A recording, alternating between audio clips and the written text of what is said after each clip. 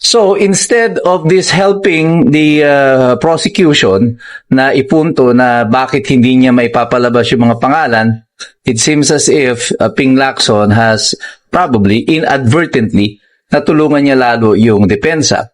Because ang sinasabi niya, the only reason kaya hindi mailabas yung mga tao na to, it's not because the persons does not exist, ano? Hindi lang mailabas yung identity nila because it is still confidential at this time at hindi pa na-declassify yung mga after documents. surveillance report. And mind you cannot call it successful kung negative yung surveillance.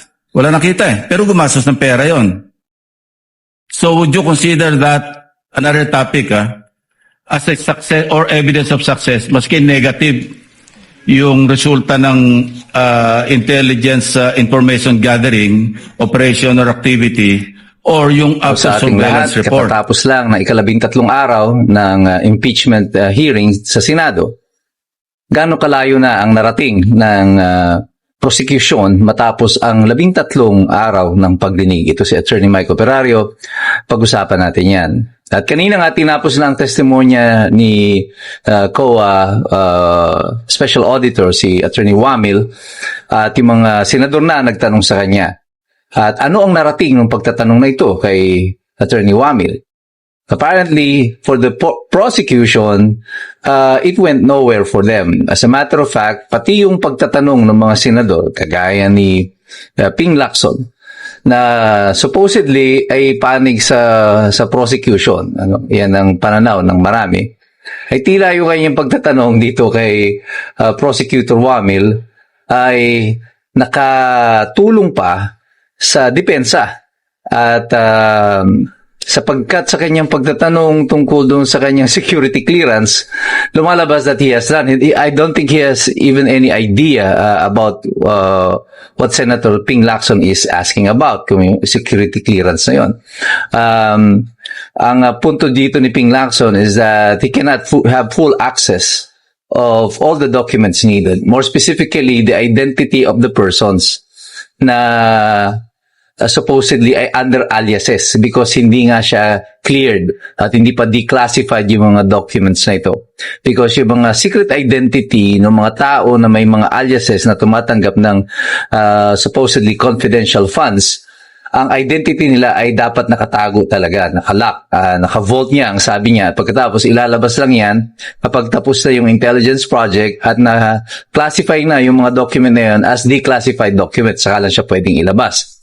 So instead of this helping the prosecution na ipunto na bakit hindi niya maipapalabas yung mga pangalan, it seems as if Ping Lacson has probably inadvertently natulungan niya lalo yung depensa. Because ang sinasabi niya, the only reason kaya hindi mailabas yung mga tao na to, it's not because the persons does not exist, ano? Hindi lang mailabas yung identity nila because it is still confidential at this time at hindi pa na-declassify yung mga documents. And if you divulge the real identity of these persons, you're gonna put them in danger.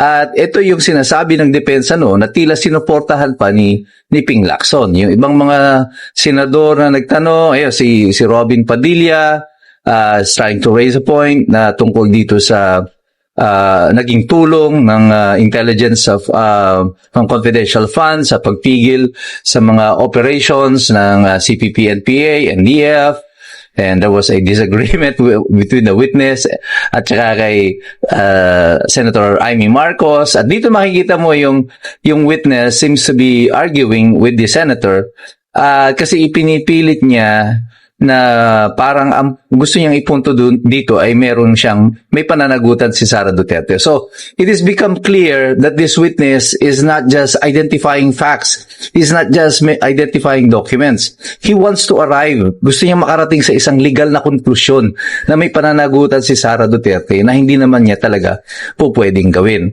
Ibang mga senador na nagtanong, kagaya ni Tito Soto, medyo napahiya pa ng konti. I think medyo slightly he was brushed aside by Chis Escudero. Kasi yung tanong niya hindi naman pang-impeachment pang Senate plenary yan, birang mga legislators kasi nagre-recommenda siya ng mga changes sa procedure. But that in itself also works in favor of the defense kasi by admitting that there are flaws in the auditing procedures, hindi po pwedeng maging liable ang akusado, si VP Sara Duterte. May flaw nga kayo nang umaamin na may pagkakamali. But the fact of the matter is, parang itong testimonya ni Attorney Wamil sa pagtatong ng mga senador left more questions unanswered rather than yung mga solusyon o kaya yung mga facts na na-establish. Mas dumami yung katanungan sa kanila tungkol doon sa proseso ng kanilang auditing. And it has become clear sa punto naman ni Presiding Officer Chis Escudero that the findings, the AOM, the Audit Observation Memo, is not yet final kasi po pwede pa nga itong i-subject to a judicial review. So what they are talking about right now are just still on its preliminary kasi hindi pa siya tapos. So as of the moment, itong si Attorney Wamil appears to be making legal conclusions on something that is not yet final. At yan ang naging malinaw dito sa pagdinig na ito. Doon naman sa isang testigo ng prosecution after Attorney Wamil, it's uneventful kasi eventually they just ended up just identifying documents na sinasabi nila ay nasa mga 10,000 piraso yata ng pahina ang i-identify. I mean, let's be real. Magpakatotoo tayong lahat. Inaasahan nyo bang yung mga senador ay iisa-isahin yung 10,000 pahina na yan na mga acknowledgement receipts o mga ebidensya? Of course not. They're not gonna bother reading that one by one. Sabi ko nga sa inyo, itong impeachment is not a legal process. It is a political process. And by this time, alam na ng mga senador na yan kung ano yung decision nila. Pipili na lang sila kung sino ang susulat ng kanilang desisyon para dyan for the majority. At syempre, meron ding desisyon ang minority. So these things that are happening in the Senate right now, after 3 days of this week, well, alam ko, munting na kayong makatulog kanina. And that is the reason why marami sa mga tao ngayon na nagsasabi, ayaw na nilang manood ng impeachment. At ang inaabangan na lang nila ay yung summary na binibigay ng mga commentators, ng mga vloggers, kagaya ko po, marami nagsasabi doon sa comment, eto na lang inaabangan nila. Just to summarize, kasi ayaw nila magsayang ng isang buong araw, 6 na oras na pagdinig dito sa Kongreso, sa Senado. At tapos iyon lang pala ang mangyayari. Anong ibig sabihin nito? This only proves na yung sinasabi kong punto ay totoo. The people are losing interest in these impeachment proceedings. At pag nawawala ng interest ang mamamayan dito sa nangyayari sa impeachment, the prosecution is losing their case. Maybe not in the Senate, they might still get the majority, but not the 16. They are losing their case before the bar of public opinion. Sabi ko nga sa inyo, this impeachment, in my mind, in my humble opinion, is a propaganda war. This is not a legal battle. This is a propaganda battle. At ang intention nito ay tayo na mga nanonood ay baguhin yung ating estado, yung kaisipan natin tungkol sa katatayuan ni VP Sara Duterte. This is all intended to discredit VP Sara Duterte. But if nobody's watching the impeachment, how do you discredit the Vice President?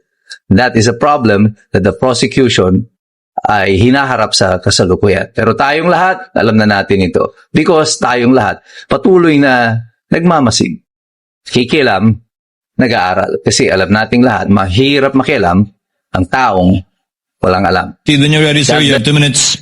Within 2 minutes. Thereafter, Mr. Senator President. Judge Padilla. What is your level or security clearance level? Top secret being the highest, access sa documents, saka information, restricted being the lowest. Meron ka ba security clearance na grant o na-issue para sa'yo? Wala naman. Well, I assume na mataas yung security clearance mo kasi ang hinahawakan mo, ino-audit mo, confidential information, confidential funds, di ba? Yes po, Your Honor. So I wonder why wala ka security clearance kasi paano ka mag-audit? Kasi pag may intelligence project, nakabolt yan eh. Lahat ng aliases, yun ang nakalabas. Pero yung tunay na identities corresponding to the aliases, naka-bolt. Pag declassified na, terminated na yung program, yung activity o yung project, intelligence project, pwede na ilabas yun kasi declassified na yon. So kung wala kang security clearance, paano ma-access? Yung tulad na sinabi ni Senator Subiri, quarterly, nagpapadala sa Senate President, Speaker of the House, ng intelligence and confidence. Paano ginastos? Kasi may oversight powers kami, di ba? So, paano ka makakapag-audit properly kung hindi mo alam yung nature ng intelligence project or operation? Kaya kanina tinatanong ko, yung bang evidence of success per activity, ano ba, after surveillance report. And mind you cannot call it successful kung negative yung surveillance. Wala nakita eh, pero gumastos ng pera yon. So, would you consider that another topic, as a success or evidence of success, maski negative yung resulta ng intelligence information gathering, operation or activity, or yung after surveillance report. So kung walang result, negative, hindi successful? Hindi pwedeng i-clear? Nakalagay po kasi yung nature ng item is payment of reward. So dapat... No. Pagka kasi nag-acknowledgement receipt, no? Halimbawa, bumiyahe, meron ding informant yung informant, ginasusan, o bumili ng sigarilyo sa sari-sari store, nagkape, kasi kausap yung informant. Wala ka makikitang, thank you, Mr. President. Kindly wind up, Senator Lacson. Pati ako nabitin eh. You may just respond na lang. We'll wait for your answer.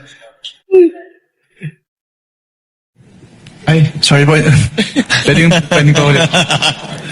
Ulitin ko hindi lahat ng after surveillance report successful. Negative wala nakita, pero gumastos. Hindi lahat ng intelligence gathering information successful.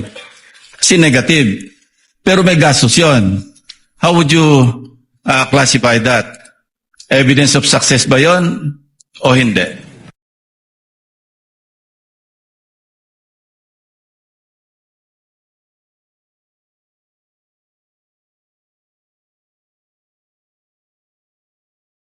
Yung kalakaran. Opo. That calls for... Yun nga wala ka security clearance kasi. Kasi naka-bolt lahat yan. Pagka intelligence project, naka-bolt. Pag declassified, terminated yung project, saka ilalabas yun. Nandun lahat yung mga tunay na pangalan ng mga aliases. Opo. Kumuha ka ng security clearance. Wala nga rin. Interject, would be Senator Judge Padilla. You may proceed when you're ready, sir. You have 2 minutes. Maraming salamat po, Ginoong tagapamahal ng hukom. Susundan ko lang po yung mga tanong ko kanina, kabayan, Nueva Ecija. Opo. Yung una pong cheque ay 125 million December 20, 2022. Tama po ba? Yes po, Your Honor. Opo. Batid niyo po ba na ang founding anniversary ng CPP-NPA ay December 26? Wala po akong personal knowledge about that, Your Honor. Opo. Dahil wala po kayong katulad ng sinabi ni Senator Lacson, wala po kayong clearance, ano? Pangalawa, second check po, 125 million, January 31, 2023, tama po? Yes po, Your Honor. Opo. Ang NPA founding anniversary po ay March 29. Batid niyo po ba yun? Wala po akong personal knowledge about that, Okay. Your Honor. Third check, 125 million, April 18, 2023. Tama po ba? Hindi ko po matandaan yung date po ng check eh. May I refer po to the check po? Stopwatch, please.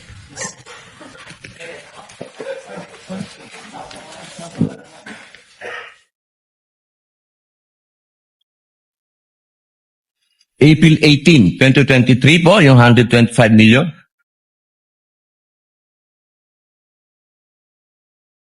Yes po, Your Honor. Opo. Ang 50th po, golden anniversary ng NDF, National Democratic Front, ay April 24. Kaya ko po nabanggit lahat to. Ito pong mga dates na to, nung December 26, March 29, April 24, lahat po ito, walang nangyaring attack. Lahat po foiled. Wala po. For the first time, wala pong nangyaring attack. Kasi tuwing founding anniversary, may attack. Ang tanong ko po, Ginoong Kabayan, naniniwala po ba kayo na malaki ang papel ng confidential fund at confidential agent? Depende po yan sa kung ano po talaga yung mandate ng agency po, Your Honor. Alam naman po natin na ang DepEd, diyan po nanggagaling ang tinatawag naming sa Communist Party po, ano? Meron po kasing pangkat gerilya, ang pangkat politikal. Yung pangkat politikal, yan po yung mga estudyante na nanggagaling sa mga universidad. Sangayon po ba kayo doon? I cannot answer that po, Your Honor. Okay, dahil wala nga po pala kayong clearance. Maraming salamat po.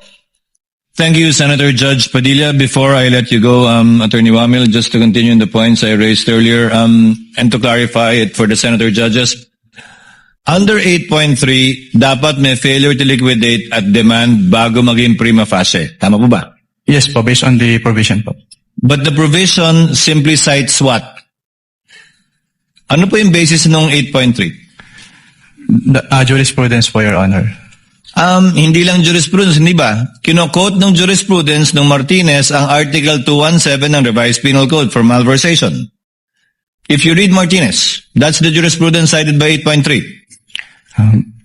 Hindi ko na po maalala yung Martinez case po. Yun po yung nakalagay na kaso sa ilalim ng 8.3 na kinasinasign nyo po mula nung simula pa kayo magtestigo. Nakasad po yun nun. Gusto nyo tingnan. May I Kindly refer po give him the joint memorandum circular which he has been quoting from since the beginning.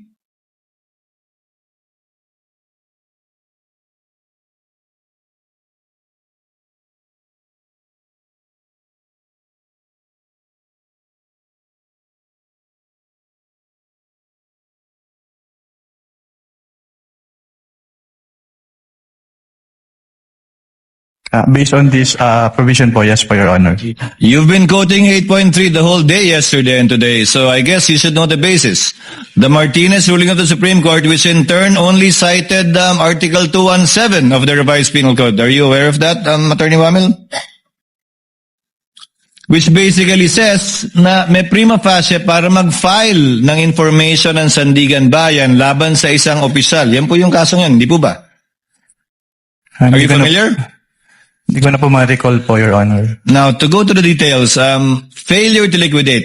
Pag may AOM po bang in-issue, failure to liquidate na yon? Yes or no? No pa po. Pag nakadalawang AOM, failure to liquidate po ba yon? Hindi pa rin. Hindi pa rin po. Pangatlo hanggang panglimang AOM na kulang pa rin yung sinasubmit, may failure to liquidate na po ba? Wala pa rin. Wala pa rin. Pag nag-notice of suspension, may failure to liquidate na po ba?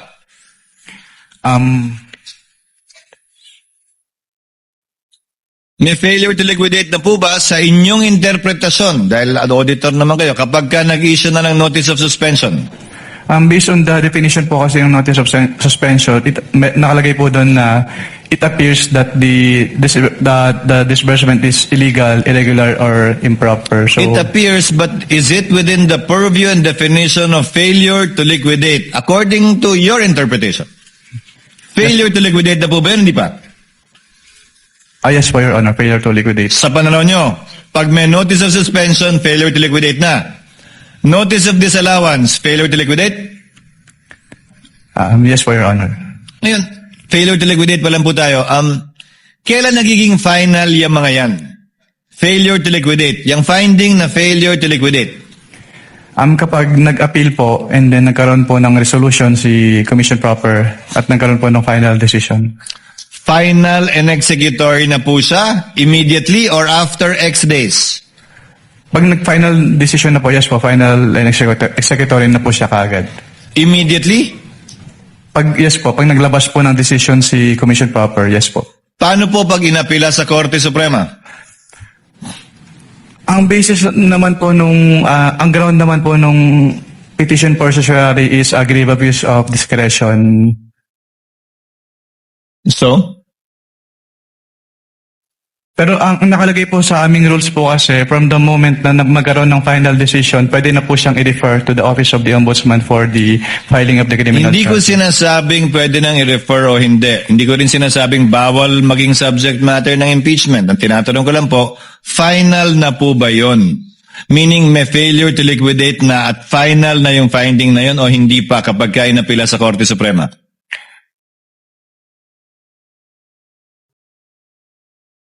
As a lawyer, Attorney Wamil, come on po.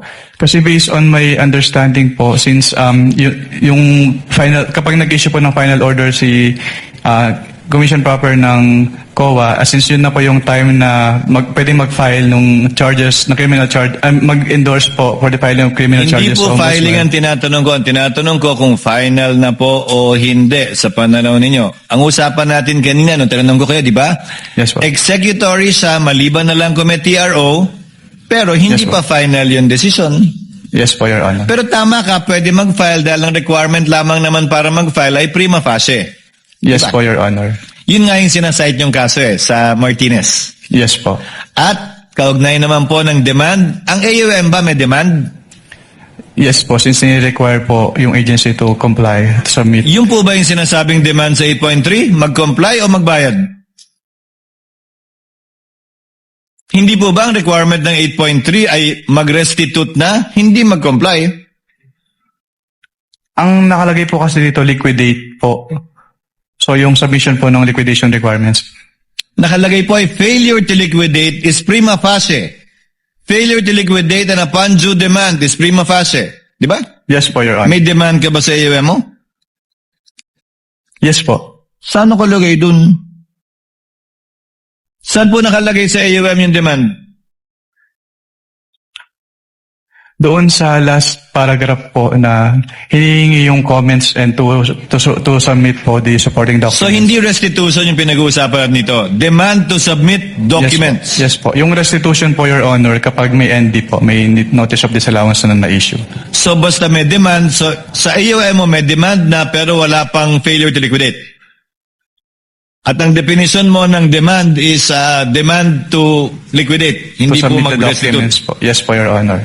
Tama po? Yes po, Your Honor. So sa puntong ito, sabi mo may alam kang notice of disallowance na kung walang appeal ito, final na yon pag hindi pumasok sa period of appeal. Yes po, naging final na executory po siya, Your Honor. Finally, as a lawyer, if it is appealed to the Supreme Court under whatever relevant rule, 45 or 65, as a lawyer, does that make the decision of the COA final, or does that mean it's not yet final until unless ruled upon by the court with finality? Yung decision po kasi ng COA ay may different aspects. Meron po yung i-restitute,